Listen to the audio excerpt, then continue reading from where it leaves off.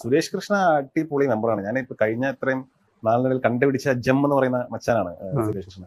നമ്മുടെ സിനിമയിലെ പുള്ളിനെ വില്ലനെ ഞാൻ ഇതുവരെ ചെയ്തിട്ടില്ല, പുള്ളിയുടെ സിനിമ ചെയ്തിട്ടില്ല, ആദ്യമായിട്ട് ചെയ്യാണ്. പുള്ളിയെല്ലാം വില്ലനായിട്ട് കാണുന്നു, അല്ലെങ്കിൽ പുള്ളിനെ അങ്ങനത്തെ ഒരു നെഗറ്റീവ് ഷെയ്ഡ്സ് ഇതാണല്ലോ നമ്മുടെ മനസ്സിലാവുന്നത്. പുള്ളി വർഷങ്ങൾ പണ്ട് മുതലുള്ള സിനിമയിലുള്ള ആളാണ്.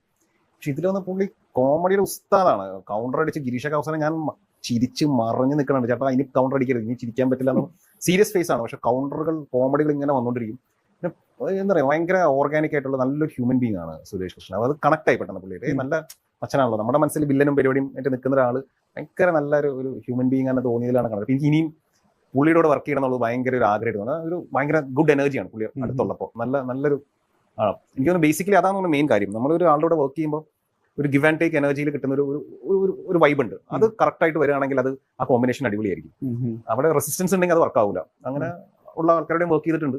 പിന്നെ അഭിനയിക്കാനുള്ള രീതിയിൽ ചെയ്ത് പോകും. ചിലവരാണ് നമുക്കത് റൈറ്റ് സിംഗായിട്ടുള്ളൂ. അപ്പോൾ അവരെ നമുക്ക് ഇനിയും നമ്മുടെ സിനിമകൾ വേണമെന്ന് നമ്മളിങ്ങനെ ആഗ്രഹിക്കില്ല. നമ്മൾ പറയും പുള്ളിയുണ്ട്, ആളുണ്ട്, അതുണ്ട് എന്ന് പറയും. നമ്മളിപ്പോൾ എല്ലാ പരിപാടിയിലും എൻ്റെ അടുത്ത് വരുന്ന ഈ ബഡി സിനിമകളെല്ലാവരും അജുവിനെ കുറിച്ചാണ് സംസാരിക്കുന്നത്.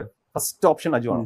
അപ്പൊ എന്നെ സംബന്ധിച്ചാൽ എന്റെ ഫസ്റ്റ് ഓപ്ഷൻ ഞാൻ അജുവിനെ കുറിച്ചായിരിക്കും സംസാരിക്കും. കാരണം അത് വെറുതെ ഫോൺ കോളിൽ സംസാരിച്ചാൽ നാളെ എന്താ സീൻ, ഇതാണ് സീൻ, അപ്പോൾ അത് എന്ത് ചെയ്യണ്ടേ, വന്നിട്ട് നോക്കണേ, അത് പെട്രോളിലെ കാര്യം നീ അത് പറയുന്നു നോക്കണം. ഒന്നും സീൻ എനിക്ക് കൺഫ്യൂഷൻ ഉണ്ട്. ഒരു ഭയങ്കര രസകരമായിട്ടുള്ള ഒരു സിങ്ക് ഉണ്ട്. അത് സ്പോട്ടിലാണെങ്കിൽ ഒരു റിയാക്ഷൻ പുള്ളി പോസ് ഇടുമ്പോൾ അത് പോസ് ആണെന്ന് എനിക്ക് മനസ്സിലാവും. ചില ആൾക്കാർ പറയും, നമ്മൾ ഇടയിൽ കയറി പറയില്ല, അപ്പോൾ പുള്ളി ഞാൻ പറഞ്ഞു തീർന്നിട്ടില്ല, ഞാൻ പറയാൻ വരികയായിരുന്നു പറയും. ചിലവരുടെ സിങ്ക് കിട്ടില്ല. അജു ഒരു റിയാക്ഷൻ ഇട്ട് നോക്കുമ്പോൾ എനിക്കറിയാം എന്തോ പറയാൻ വരുന്നുണ്ട്, നമ്മൾ വെയിറ്റ് ചെയ്താൽ മതി, പുള്ളി എന്തെങ്കിലും പറയും. സെയിം തന്നെ അജുവിന് എൻ്റെ അടുത്തും കിട്ടും. അങ്ങനെ കുറച്ച് ആക്ടേഴ്സ് ആയിട്ടാണ് നമുക്കൊരു ഗിവ് ആൻഡ് ടേക്ക് ഉള്ളൂ. ഇതിന്റെ ഒരു ബോക്സ് ഓഫീസ് ലാർജർ സക്സസ് ഇത് നോക്കി